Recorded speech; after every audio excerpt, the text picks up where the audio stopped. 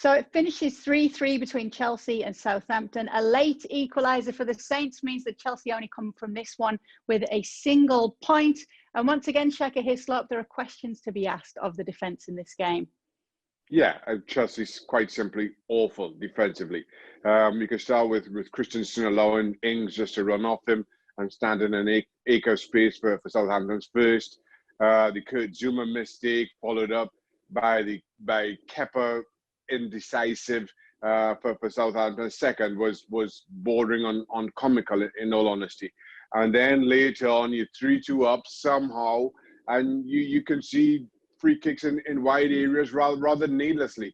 Listen, it's as much as you know, maybe you want to point to inexperience or maybe a need for reinforcements at the back there, or Thiago Silva's injury.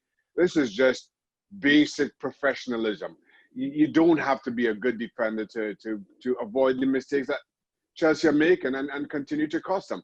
Frank Lampard has to sort this out. He has to give these defenders authority just to make decisions at the spur of the moment that put the ball to safety, do the sensible things, just do the things that you should be doing as any professional at this level would, as opposed to, I don't know what's causing some of these mistakes. And it's frustrating. It has to be frustrating for Chelsea fans. It has to be frustrating for Frank Lampard. It has to be frustrating for anybody hoping for better at this level of the game.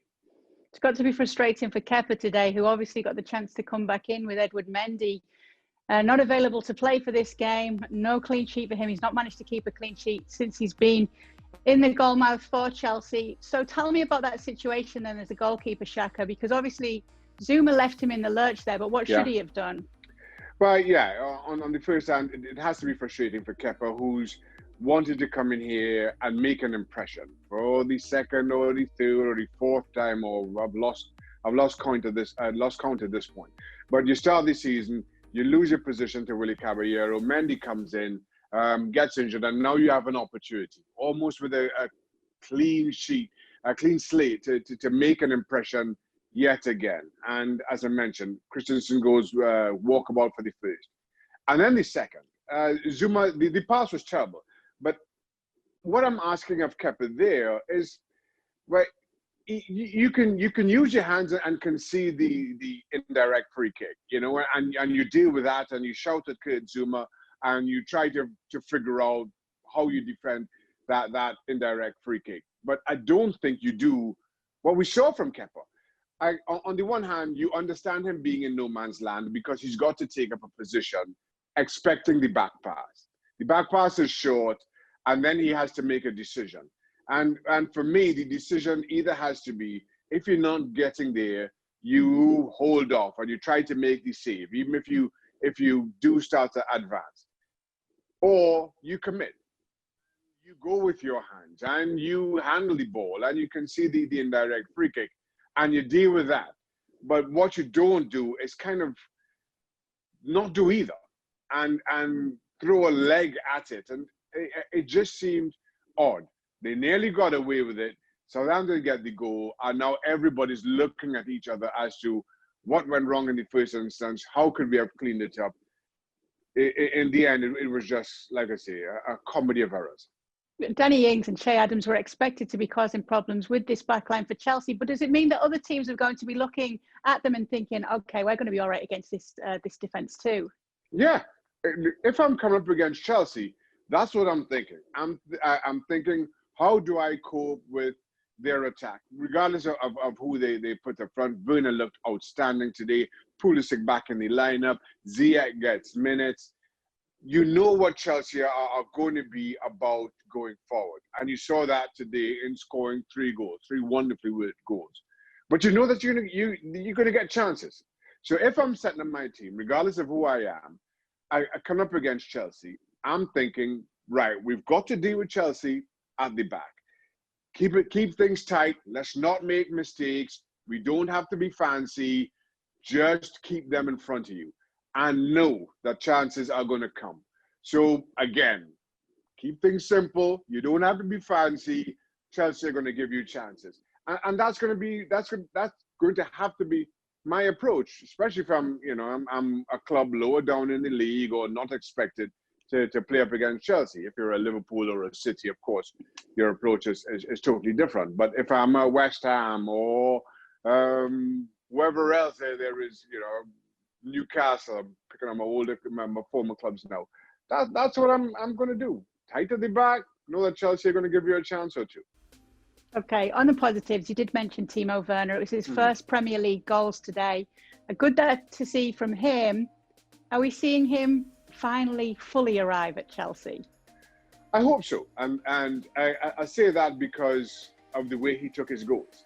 The first was wonderfully worked, and then running into space, and then eluding defenders and showing a composure about waiting for the opportunity. And the first coming moments after, one was overturned, rightfully so, for offside. Then the second I thought was outstanding. I thought it was a good, maybe halfway decent ball from Jorginho, which Timo Werner turned into an excellent ball with his running, with his strength, with his composure, and then the finish. So you're hoping now that I think the questions or the concerns around Chelsea is who plays as their out-and-out striker. Is it going to be Tammy Abraham, who's been inconsistent? Is it going to be Olivier Giroud, who, as well as he leads the line, is known for scoring his goals? He brings other players into the game. You want your centre forward to be doing that, but you want them to be scoring goals. And hopefully Timo Werner is doing that. Maybe we can see a better team from Kai Havertz as well. I think his best position is sitting in that hole just off the striker. Werner grabs the headlines. Havertz maybe could have seen his name mentioned a bit more. Maybe he grows into that position, and we see this Chelsea attack really starting to take shape.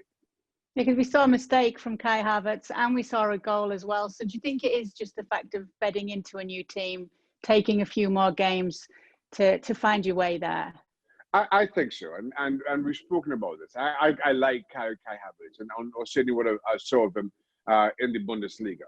I also appreciate his strength in playing in a number of different positions in that forward line, having to drop off, pick the ball up, bring others into play. I think his all-round game is to be admired. Maybe, which is why I say I like where he played today in that hole. Maybe it is as you say, Kay. He just needs that experience, getting to know his teammates, getting to know this league, and where those pockets of space will open up, and finding them. Because I think if he does, and he finds his rhythm and he finds his confidence, he will be an incredible player, an incredible asset to Chelsea, as we've seen previously. Yeah, Chelsea not finding goals hard to come by, but the problem for Frank Lampard is they're coming up both ends of the pitch, so he's got still some work to do with that defence. Thanks so much for watching ESPN on YouTube, and for more sports highlights and analysis, be sure to download the ESPN app, and for premium content and live streaming, subscribe to ESPN Plus.